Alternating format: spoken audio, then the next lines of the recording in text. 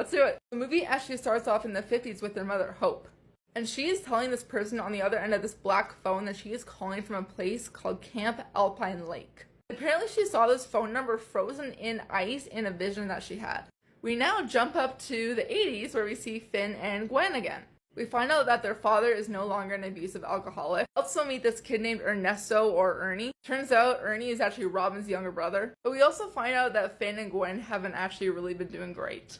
Finn has fucking resorted to fighting and smoking to deal with all the trauma from the first movie. Meanwhile, Gwen's visions or dreams have gotten so fucking bad that she is now sleepwalking. She's also having these visions about these 3 boys getting brutally murdered at a camp in the mountains. And after they are killed, each boy scratches a letter into ice, and the letters spell out WBH. One night, Gwen's asleep and she hears a phone ringing, so her dream self gets up to follow it. And she follows it into the grabber's fucking basement where she answers that phone from the first movie. And it's their mother. And their mother is having the same conversation that she had in the beginning, but this time Gwen is on the other line. If that makes any sense whatsoever.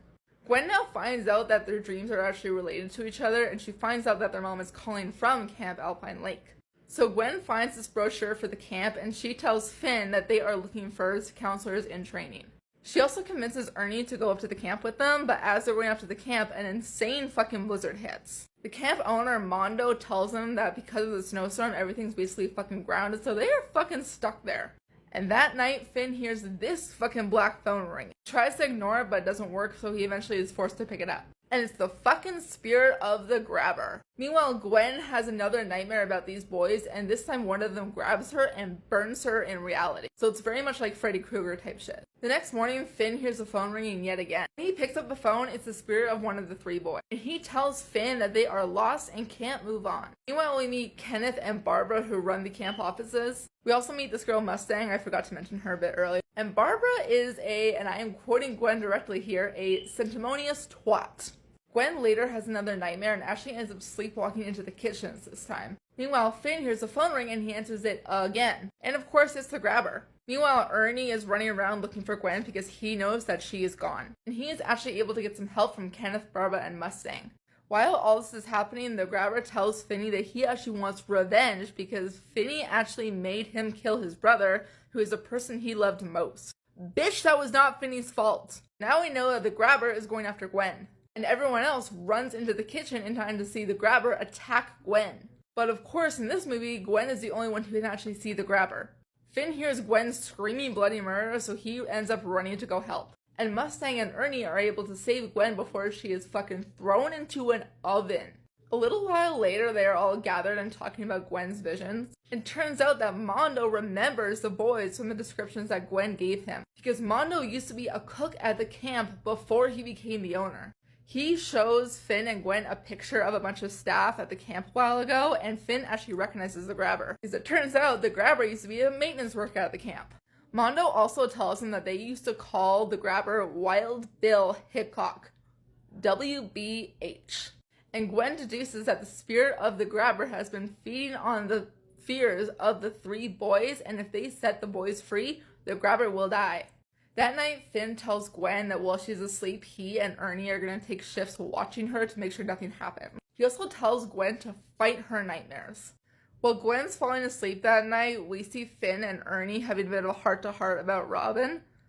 Fuck you guys, that scene made me very, very emotional. This time when Gwen falls asleep, she dreams of their mother. And she sees a vision that their mom had seen about that paperboy that had first gone missing in their area. And their mom knows that it was Wild Bill Hickok / grabber, whatever you want to call him. So their mother gets up and goes to the grabber's house, where she looks in the window and she finds the kid trapped in the basement. But before she is able to leave, she is kidnapped by the grabber.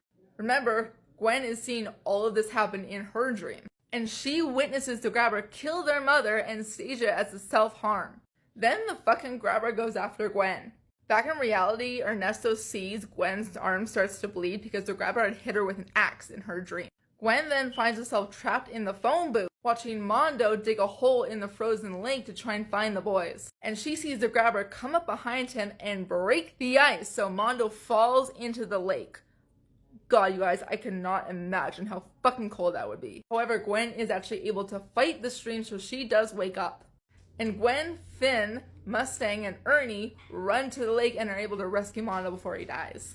The next day, their dad shows up to take them home. And Gwen's like, fuck that, I am not leaving. They need our help here. Gwen, Finn, and their father go back and forth and have a bit of a heated argument because Finn says he also wants to go home. But then Gwen drops the bombshell that she knows how their mom actually died.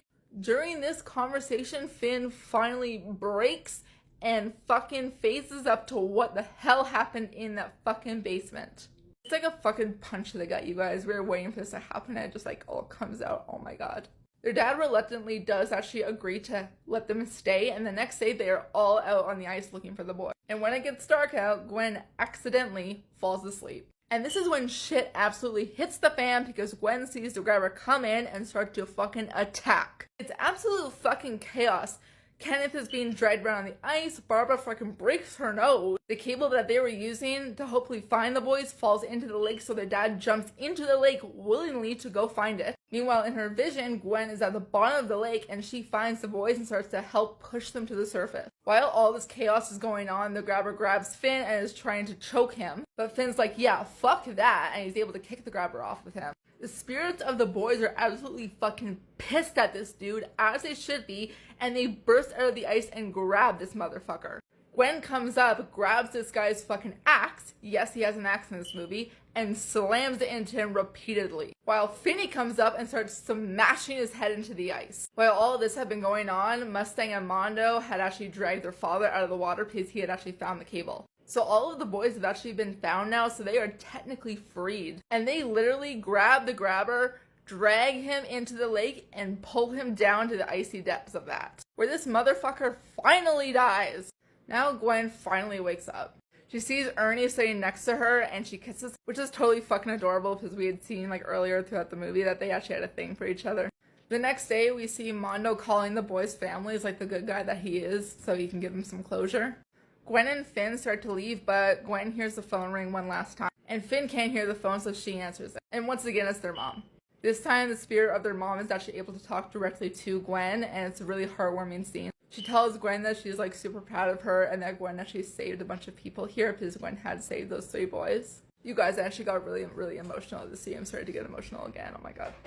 Gwen asks their mom if she will always be this cursed, and their mom actually replies with that it's never a curse. The mom also tells Gwen that, like, wherever she is, that it's super beautiful there. You guys, I'm actually starting to fucking cry here. Why'd you ask me to do this? And she says that she has to go, but to tell Finn that she loves him. And this last sentence absolutely fucking broke me, you guys, because she says, Robin says hi.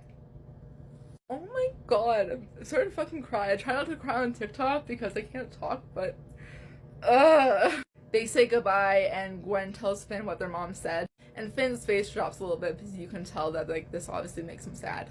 And the last scene of the movie is all of them driving back home. I almost broke doing that movie. What should I do next?